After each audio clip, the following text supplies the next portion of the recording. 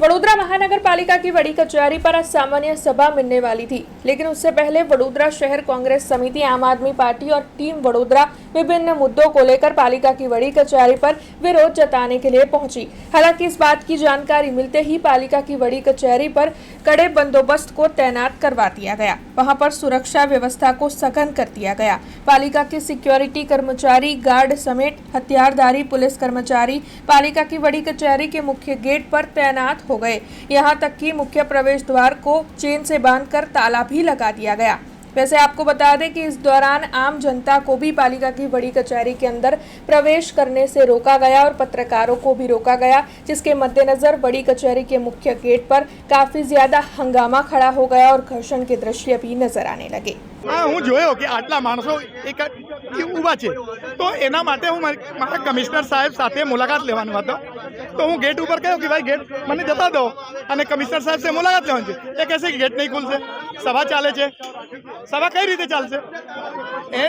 અને અફસરશાહી એટલા મોટી બધી ગયો છે, આ કરપ્ટેડ પોતે છે અને કરપ્શન એ લોકો કરે છે અને એક કાયદા પ્રમાણે લોકોનો જાવતા દેતા નથી, કોઈ પરિપત્ર એમના પાસે નથી। હવે હું મારા કામથી કોર્પોરેશનના આવ્યો છું, વડોદરા શહેરનો ટેક્સ પેયર છું, મને અહીંયા કોઈ રોકી શકે નહીં। સભા છે તો સભાને અમારે કોઈ ડિસ્ટર્બ કરવા નથી।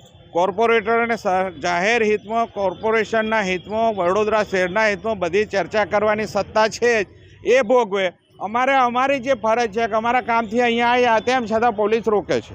પોલીસવાળા અમને કહ્યું કે સભા ચાલે છે। મેં કહ્યું અમે કોઈ આતંકવાદી નથી, કોઈ ડિસ્ટર્બ સભાને કરવાના નથી, ને અમે ટેક્સ પેયર છે ને અમને અહીં આવવાના અધિકાર છે, એટલે અમે આવ્યા છે, અમને આવવા દીધો છે, જોઈએ આ શું થાય છે। અહીં એકલા મેયરને આખા રાજ્યમાં આ પરિસ્થિતિ ચાલી રહી છે। આજે સામાન્ય સભા છે અને શહેરના વિવિધ જે અલગ અલગ મોરચાઓ છે અહીંયા ઘણીવાર વિરોધ કરવા માટે પહોંચતા હોય અને કોર્પોરેશન દ્વારા અહીંયા કોઈ અનિચ્છનીય બનાવ ન બને તે માટે લેખિતમાં બંદોબસ્તની માગણી કરવામાં આવેલી હોય, અહીંયા બંદોબસ્ત રાખવામાં આવેલ છે। આમ જનતા જે છે, જેને કોઈ પણ પ્રશ્નો હોય કે જેની કોઈ રજૂઆત હોય અને વ્યાજબી કારણોસર આવતા હોય તો એને કોઈ બી કચેરી હોય ત્યાં અટકાવવાનો કોઈ પ્રશ્ન જ નથી રહેતો।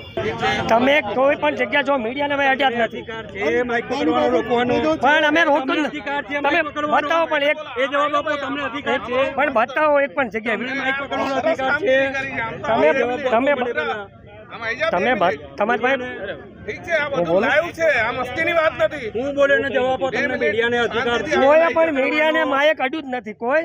મારી પાસે વિડિયો છે, એમને મુક્ત જ ગાડો, તમે મને બતાવજો ફૂટેજ, બસ ફૂટેજ મને બતાવજો, ફૂટેજ મેં કોઈ હું કોઈ મીડિયા વાળાને હાથ અડાડો જ નથી ને।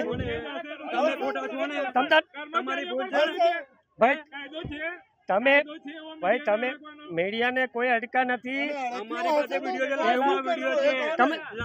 હું કોઈ મીડિયા વાળાને મેં અડ્યો હોય માઇક અડ્યો બતાવજો તમે તમારો પૂરો સહકાર આપશો, બસ પૂરો સહકાર રહેશે અમારે।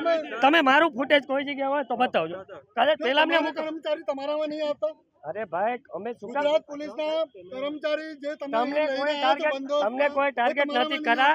આ લોકોને ધક્કા મારતા કદાચ તમને ઓલું થયું હોય, બાકી તમને શું કામ અમે ટાર્ગેટ કરીએ ભાઈ? તમે તમારું કામ કરો છો। हमसे जुड़े रहने के लिए हमारे YouTube चैनल को सब्सक्राइब करें और नई वीडियो की नोटिफिकेशन के लिए बेल आइकॉन को दबाएं।